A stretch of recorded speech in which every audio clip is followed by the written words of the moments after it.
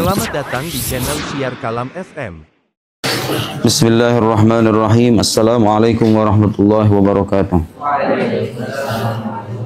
Alhamdulillah wassalatu wassalamu ala Rasulillah wa ala alihi wa sahbihi wa man wala wattaba'a hudah wa ba'd. Allahumma akhrijna min dhulumatil wahm wa akrimna bi nuril fahm waftah alaina bi ma'rifatil ilm wasahil akhlaqana bil hilm waj'alna mimman yastami'una al-qawla fayattabi'una ahsana. Subhanaka la ilma lana illa ma 'allamtana innaka antal alimul hakim wa la hawla wa la quwwata illa billahil aliyyil azim.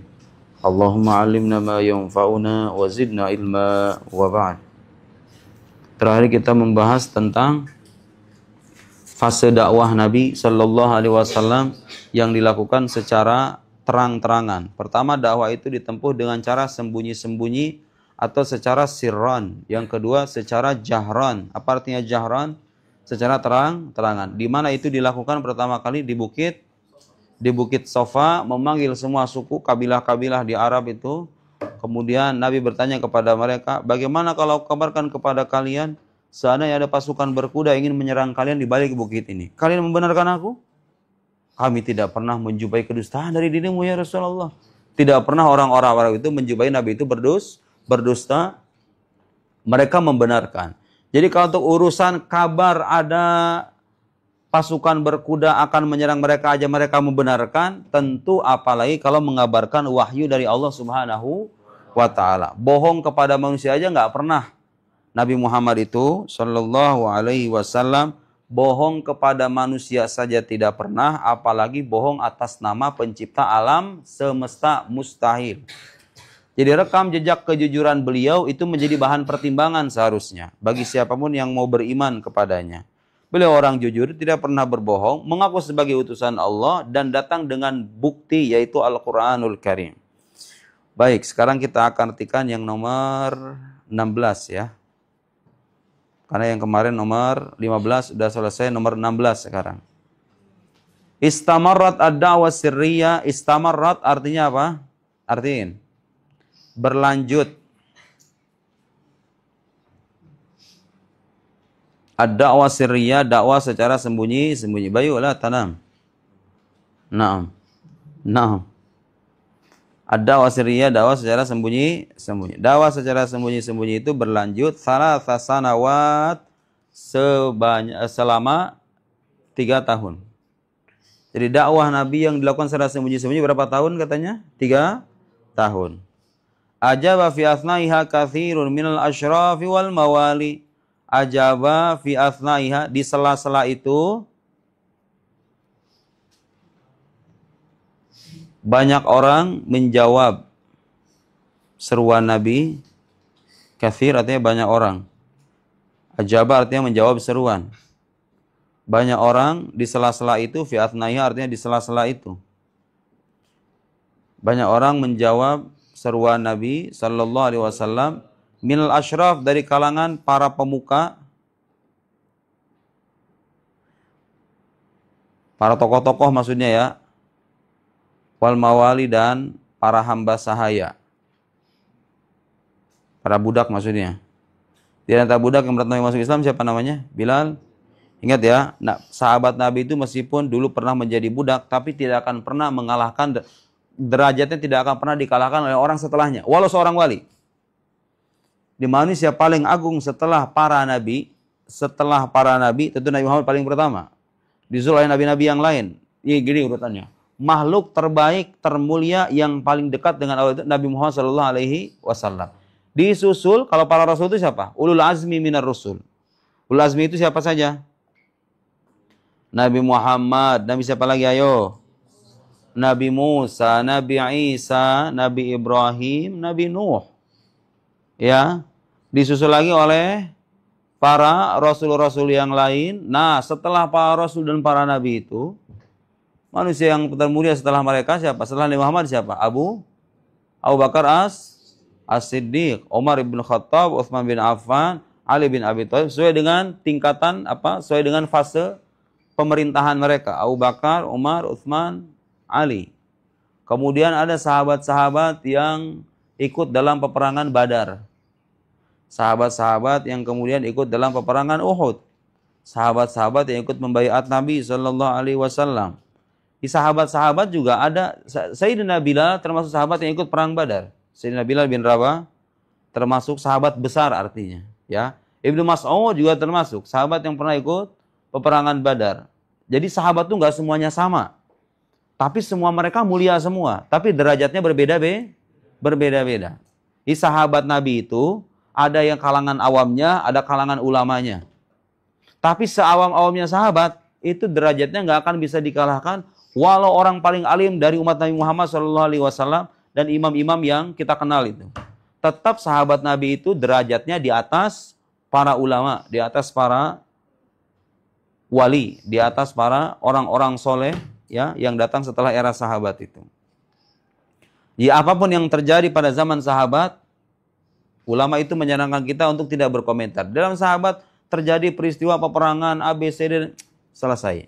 Mereka itu adalah kaum yang sudah tersucikan. Mereka adalah kaum pilihan karena mereka hidup dengan Nabi SAW, dididik langsung, dilihat langsung, berinteraksi langsung, sholat, makan sama Nabi langsung. Sudah lebih dari cukup untuk menjadikan mereka sebagai orang-orang yang mulia. Manusia sekarang aja, kalau mimpi ketemu Nabi itu derajatnya naik. Imannya bertambah, semangat hidupnya bertambah, derajatnya naik di sisi Allah Subhanahu. Itu orang zaman sekarang. Dilihat oleh Nabi melalui mimpi. Apalagi kalau dilihat oleh Nabi melalui alam sadar, langsung begini, kelihatan. Para sahabat Nabi. Ajab fi athnai katsir min asyraf wal mawali. Ba'da dzalika, setelah itu, tolong ditutup itu Rafka.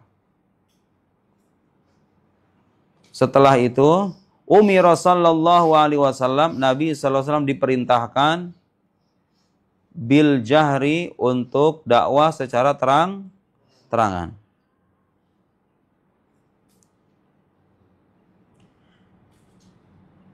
Biqaulihi ta'ala, dengan turunnya firman Allah Ta'ala, fasda' bima tu'mar, dan sampaikanlah secara terang-terangan, bima tu'mar, terkait apa yang diperintahkan kepadamu, wa'arid 'anil musyrikin, dan menjauhlah atau berpalinglah dari orang-orang musyrik. Ini perintah jelas dari Allah supaya menyampaikan dakwah secara terang-terangan. Fasaida 'alas safa, kemudian beliau naik, saida artinya naik, 'alas safa, ke Jabal Safa, ke bukit Safa. Wa nada qaumahu, dan beliau menyeru kaumnya. Dipanggil satu-satu tuh. Falam majtama'u, ketika mereka berkumpul, qala lahum, beliau berkata kepada mereka. Nabi Muhammad sallallahu alaihi wasallam berkata kepada mereka, hal tusaddiqunani fima ukhbirukum bih? Apakah kalian membenarkanku? Hal tusaddiqunani, apakah kalian membenarkanku? Fima ukhbirukum bih, menyangkut apa yang aku kabarkan?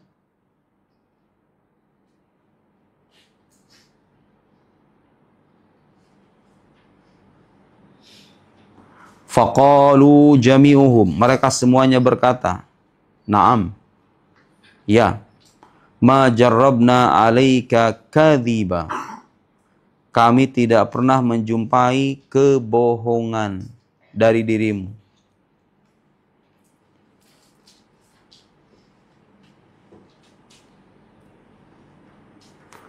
Mundu nash'atik ilal an, sejak engkau tumbuh dewasa, ilal an, sampai sekarang.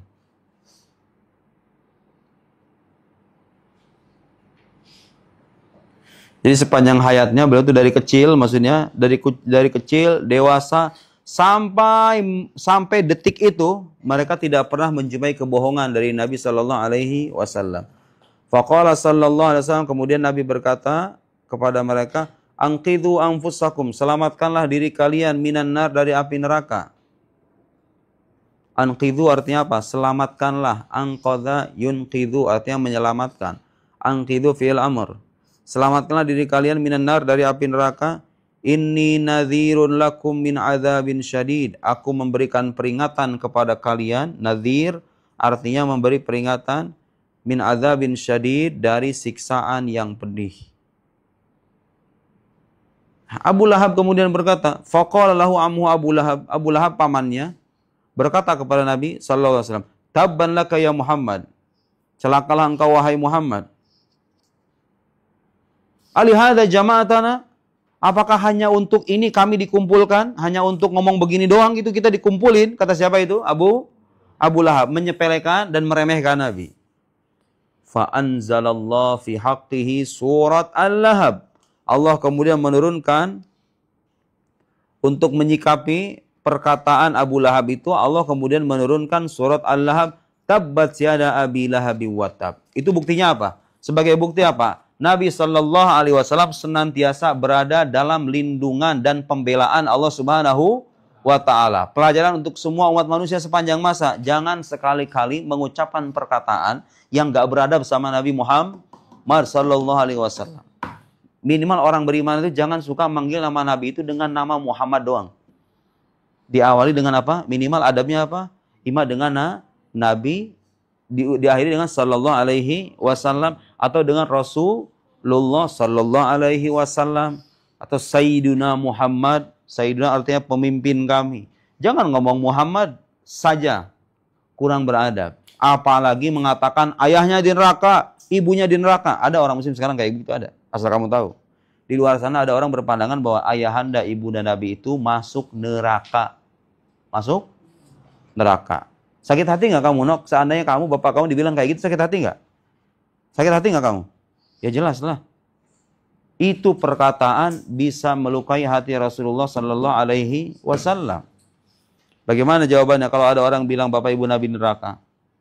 Jawaban singkatnya apa? Saya ulangi sekali lagi. Bapak dan ibu Nabi itu hidup pada masa ahlul fatrah. Masa belum ada Nabi.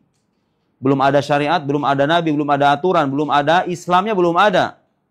Ayahanda, ibunda Nabi itu hidup pada masa sebelum diutusnya agama Islam. Bagaimana hukum orang-orang seperti itu? Al-Quran mengatakan, وَمَا كُنَّا مُعَذِّبِينَ حَتَّى نَبْعَثَ رَسُولًا. Kami tidak akan mengazab suatu kaum sampai kami mengutus seorang Rasul. Rasulnya udah diutus belum? Di zaman ayahanda Nabi, di zaman ibunda Nabi, Rasul udah diutus belum? Belum. Berarti mereka wajib beragama atau belum? Ya belum wajib beragama. Ada dosa nggak bagi mereka? Ya enggak. Kok masuk neraka? Gimana ceritanya? Al-Quran menyebutkan tidak akan diazab, Allah tidak akan mengazab suatu kaum sebelum diutus Rasul. Sementara ayahanda ibunda Nabi hidup pada masa Rasul belum diutus. Hadis-hadis yang sering dijadikan sandaran oleh sebagian orang, itu juga masih bisa ditakwil. Ketika, saya dulu pernah ngejelasin belum ini? Pernah ngejelasin belum? Ada hadis menyebutkan bahwa suatu ketika ada seorang datang kepada Nabi Sallallahu Alaihi Wasallam. Aina abi ya Rasulullah? Ayahku di mana Rasulullah? Nabi menjawab kemudian, huwa finnar, dia di neraka. Dia kemudian wajahnya mengkerut, kemudian galau, merasa sedih dan lain. Nabi itu biasanya suka menghibur orang. Kalau melihat orang sedih itu nggak bisa. Pengennya menghibur yang bersangkutan supaya senang, supaya hilang kesedihannya. Itu namanya jabrul khawatir, istilah orang Arab. Jadi kalau melihat orang murung, sedih, kamu datang untuk menghibur dia, itu tuh bagus, itu akhlak bagus. Nabi punya akhlak kayak begitu. Dikabarkan bapaknya di neraka, karena Nabi dapat wahyu. Kemudian Nabi berusaha menenangkannya. La inna abi wa abaka finnar. Sesungguhnya abi itu terjemahannya nggak selamanya ayahku. Kata abun dalam bahasa Arab sekali lagi bisa bermakna paman, bisa bermakna ayah. Nabi ketika inna abi wa abaka finnar, yang beliau maksud boleh jadi sesungguhnya pamanku dan ayahmu di neraka. Paham nggak? Jadi ab yang pertama beda mana dengan ab yang kedua. Yang kedua, paman Nabi ada di neraka siapa? Abu Lahab. Jadi bukan ayahanda Nabi Sallallahu Alaihi Wasallam. Abu Lahab hidup setelah Nabi diutus, paham nggak? Karena itu ketika dia menunjukkan pengingkaran, dia dipandang kafir. Karena dia hidup setelah Nabi Muhammad diutus. Ayahanda Nabi diutusnya kapan? Diutusnya kapan? Hidupnya kapan? Sebelum Nabi diutus atau setelah? Sebelum. Berarti nggak ada dosa bagi ayahanda Nabi. Ibunda Nabi suatu ketika pernah diziarahi sama Rasulullah Sallallahu Alaihi Wasallam. Rasulullah itu dikisahkan minta izin kepada Allah untuk menziarahi makam ibundanya. Allah izinkan. Tapi ketika minta izin supaya beristighfar untuk ibundanya, Allah tidak mengizinkan. Nah, berdasarkan hadis ini ada sebagian berpandangan bahwa kalau begitu ibunda Nabi itu ahli neraka dong. Karena Nabi buktinya minta istighfar, tapi nggak diizinkan oleh Allah. Nggak, jawaban ulama, Beliau minta istighfar dan Allah tidak mengabulkan bukan karena ibunda Nabi itu calon penghuni neraka, bukan. Tapi karena ibunda Nabi itu nggak perlu istighfar, paham nggak? Allah tidak mengizinkan karena ibunda Nabi tidak memerlukan istighfar karena beliau hidup pada masa belum ada agama, belum datang syariat, belum datang seorang nabi. Paham ya? Tidak otomatis berarti kalau begitu ibunya itu termasuk ahli neraka. Dan gak masuk akal juga sekarang. Coba bayangkan. Pemimpin umat manusia, makhluk terbaik sepanjang masa yang paling dimuliakan oleh Allah Subhanahu wa taala, ayahandanya, ibundanya masuk neraka. Gimana ceritanya? Dan itu bertentangan dengan ayat Al-Qur'anul Karim. Wa ma kunna mu'adzibina hatta nab'atsa rasula. Kami tidak akan mengutus, kami tidak akan mengazab suatu kaum sebelum kami mengutus seorang rasul. Rasulnya belum ada, masa disiksa? Baik, nomor 17 lanjut. Jam'uhu li ashiratihi. Beliau mengumpulkan ashiratihi, keluarganya. Nabi SAW mengumpulkan keluarganya. Jama'an Nabi wa ahlahu. Nabi mengumpulkan. Jama'ah artinya mengumpulkan. Ahlahu, keluarganya. Wa qaribahu, dan para kerabatnya.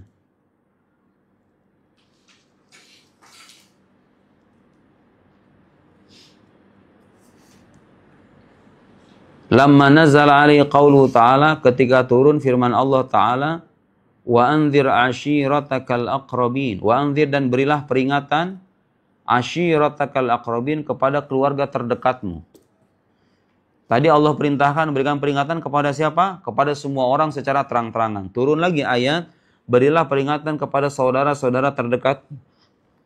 Faballaghum risalata rabbih. Faballaghum. Kemudian Nabi menyampaikan kepada mereka.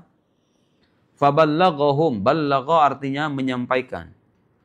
Kemudian Nabi menyampaikan kepada mereka risalata rabbih, risalah Tuhannya.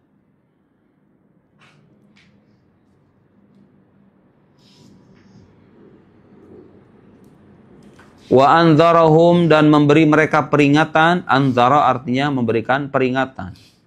Dan memberi mereka peringatan adzab yaumin azim, terkait siksaan hari yang agung, yaitu hari kiamat. Kapan hari kiamat akan datang? Wallahu a'lam, gak ada yang tahu. Tugas kita bukan memikirkan kapan dia datang, tapi apa yang kita persiapkan. Yauma la yanfa'u malu wala banun, hari ketika tidak berguna lagi harta dan anak. Karena setiap manusia nanti akan dimintai pertanggungjawabnya secara sendiri-sendiri. Ketika itu harta, kecuali harta yang diinfakkan di jalan Allah Subhanahu wa taala atau anak soleh yang mendoakan orang tuanya. Adapun kamu berharap nanti, berharap sama anak, berharap sama harta, nggak bisa. Karena setiap manusia akan dimintai pertanggungjawabannya secara. Jadi dalam Islam itu nggak ada istilah penebusan dosa. Beda dengan agama Kristen misalnya ya. Agama Kristen itu mereka meyakini Yesus itu disalib untuk menebus dosa umat manusia. Dalam agama Islam nggak bisa begitu. Orang berbuat salah, dia yang dimintai pertanggungjawaban. Jadi nggak ada cerita begini. Kamu punya orang tua nih. Dengerin. Kamu punya orang tua. Orang tua kamu punya kamu. Nanti di alam akhirat misalnya orang tua kamu soleh, bukan, tahu jangan kamu lah, anak orang lain. Anaknya durhaka, orang tuanya soleh. Atau anaknya soleh, orang tuanya durhaka. Bagaimana pertanggungjawabannya di akhirat nanti? Nah, dilihat. Orang tua yang sudah menunaikan kewajibannya, sudah mendidik, memberikan keteladanan, memberikan nafkah yang layak, tempat tinggal, pakaian, diberikan semuanya. Anaknya udah dididik. Tapi tetap begitu juga, nggak mau berubah. Orang tuanya kira-kira menanggung dosa anaknya nggak? Menanggung dosa anaknya apa enggak? Enggak.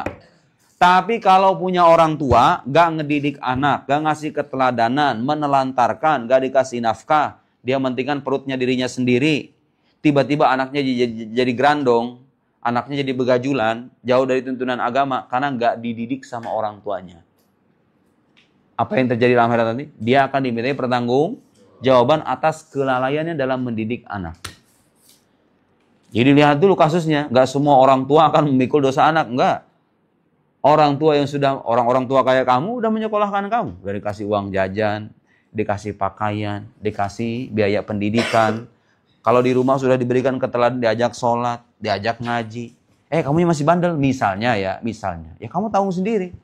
Setiap manusia, wala taziru waziratu wizra ukhra. Dalam Islam itu, seseorang tidak akan memikul dosa orang lain. Semuanya bertanggung jawab. Fatakallamal qaum kalaman layyinan. Kemudian mereka berbicara dengan pembicaraan yang lemah lembut. Jadi keluarga Nabi itu ketika didakwahi agama Islam, dia merespon dengan perkataan yang lembut. Namanya juga keluarga. Illa ammahu Aba Lahab. Kecuali pamannya yang bernama Abu Lahab. Alladzi kana aduwahul asyad. Yang merupakan musuh keras. Musuh apa? Aduwul asyad itu artinya musuh yang keras permusuhannya. Musuh yang apa itu istilah orang Indonesianya? Musuh sengit. Musuh sengitnya. Fa'innahu raddan qabihan. Abu Lahab radda apa artinya? Menolak. Raddan qabihan dengan penolakan yang buruk. Wa talaba minhum al-qabdu alaihi. Dan dia meminta kepada keluarga Nabi agar Nabi itu ditangkap. Nabi Muhammad itu oleh Abu Lahab disarankan kepada keluarganya agar ditangkap. Karena itu mengusik kenyamanan dirinya. Dia nggak suka dengan dakwah baru Nabi itu. Faqala lahu Abu Talib. Abu Talib kemudian berkata, Wallahi lanamna'annah ma baqina. Demi Allah kami akan senantiasa membelanya selama kami hidup.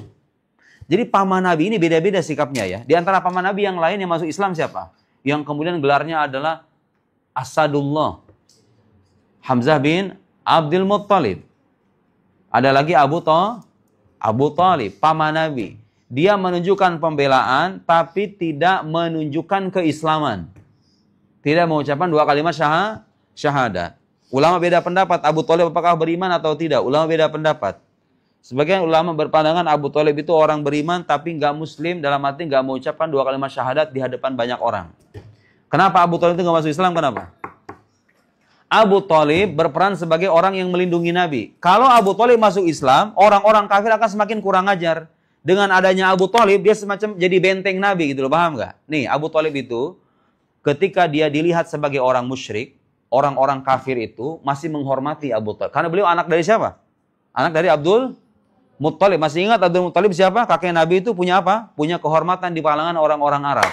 Anaknya Abu Talib juga sama, punya kehormatan. Jadi ketika Abu Talib diketahui tidak masuk Islam, orang tuh nggak akan berani kurang ajar sama Nabi, paham nggak? Makanya ketika Abu Talib wafat, orang kafir itu semakin keras permusuhannya kepada Nabi. Dan mereka semakin bersikap kurang ajar setelah wafatnya Abu Talib.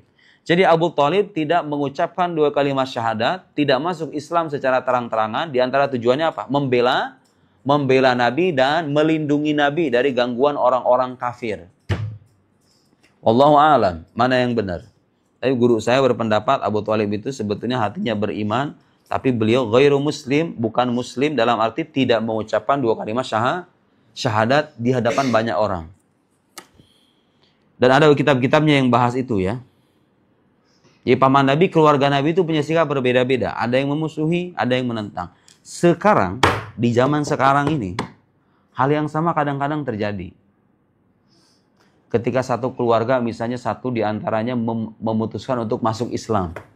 Itu sikap keluarga yang bersangkutan biasanya kan beda-beda. Ada yang mendukung, ada yang sinis, ada yang nyinyir, ada yang mengucilkan, dan lain-lain.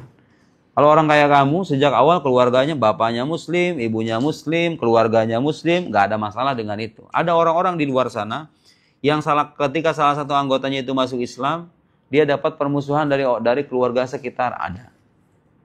Bagaimana pelajarannya? Kita lihat dari sabda Nabi, dari kehidupan Nabi Shallallahu Alaihi Wasallam, Nabi tetap bersabar dan menjalankan dakwahnya secara arif dan bijaksana. Tidak perlu dimusuhi ya. Saya pernah ditanya sama anak muda tuh waktu saya ngisi di Bandung.